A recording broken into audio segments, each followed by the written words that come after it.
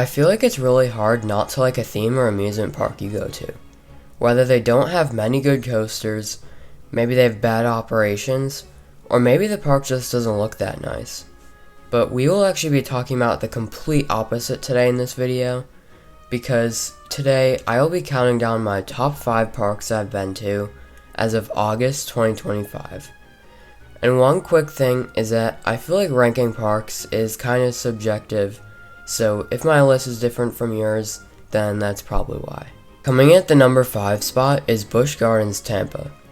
I feel like this park is actually very underrated because for whatever reason, people really like to hate on the United parks, and I don't really know why. Yeah, the operations can be a little bit hit or miss, but Busch Gardens Tampa just looks nice.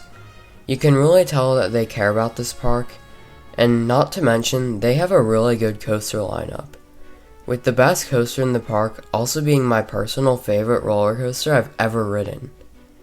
They also have 3 great B&Ms, an OK Intamin, and some other cool family coasters.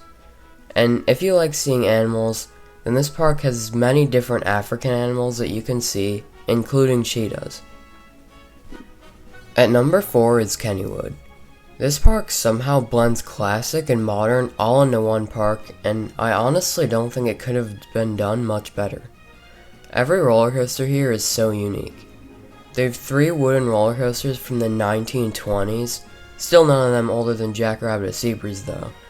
But anyway, they are all so good, especially Thunderbolt, which had its layout extended after 1924 when it originally opened, and now it has crazy airtime and laterals. And don't even get me started on Phantom's Revenge. This coaster should be illegal with the ejector airtime and pool noodle restraints. And the park looks well kept and freshly painted. Oh, and did I mention that this is one of barely any parks in America that is considered a National Historic Landmark? And it's because this park really deserves it, opening back in 1898. And if you live anywhere close, or even not close to this park, you have to go. At the number 3 spot is the most recent park I visited on this list, and it's Knoebels. Speaking of historic parks, this park might not be quite as old as Kennywood, opening in 1926, but in a way, it almost feels stuck in time, but in the best way possible. This is not your average amusement park. It's free to get in, and it almost feels like you're camping because of all the gravel pathways and trees around you. You're pretty much in a forest on some of these pathways. The staff here are so friendly, and it's nice to see this contrast between, Knoebels and your average Six Flags park, where you can tell certain people just don't want to be there.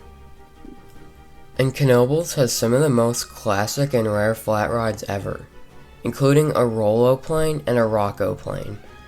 And the only other park that I can think of that has both is Sylvan Beach. And the coaster collection, especially for a family park like this, is so good. For your main coasters, you have Impulse, Twister, and the world's only wooden bobsled coaster. And of course the main reason to go to Knoebels is Phoenix, a PTC Buzz Bar wooden roller coaster that's some of the craziest airtime I've ever experienced. You definitely cannot skip Knoebels when you're in eastern Pennsylvania. At the number 2 spot is what's considered by most people to be the best park for roller coasters in the entire world, and it's Cedar Point in Sandusky, Ohio. Where do I even start with this park? The coaster collection here is beyond insane. The 3rd or 4th best coaster in the park would be number 1 in almost any other park. And it's one of those parks that might not have a lot of theming, but it just looks nice. The midways are just wide enough but not too wide, and everything looks like it was meant to be there. And even though I said this park doesn't have a lot of theming, I actually do really like the theming in the Frontier Town area, because they knew really well how to do some really good Western theming for the entire area. And the operations in this park are just next level, especially Millennium Force, where I swear the dispatches are barely over 30 seconds. And it's just crazy. This is really one of those parks that every coaster enthusiast has to get to sometime in their lives. And you're probably wondering what park could possibly be better than Cedar Point. Well, for the number 1 spot, we will be traveling back to Pennsylvania for the park that made me a new coaster enthusiast, Hersheypark. And I might be just a little bit biased on this one, but I really love this park. From Chocolate Town to the back of the park, there is really nothing bad about this place. They have easily one of the most well-rounded coaster lineups in the entire world.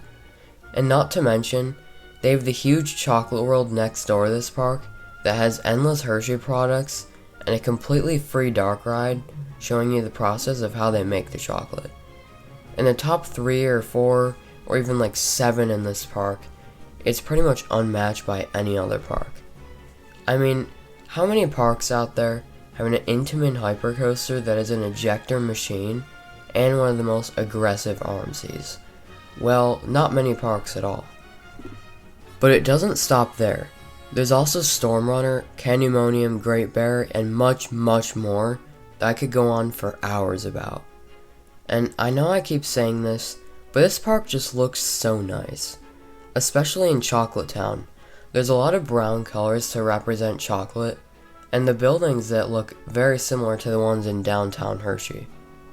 I can't imagine life without going to Hersheypark, and it's another one of those parks that I really think anyone, not just coaster enthusiasts, but anyone, even GPs, no matter who you are, even if you don't like roller coasters that much, you have to get out here someday. So if you enjoyed this video, then please like, comment, and subscribe for more, and I'll see you in the next video.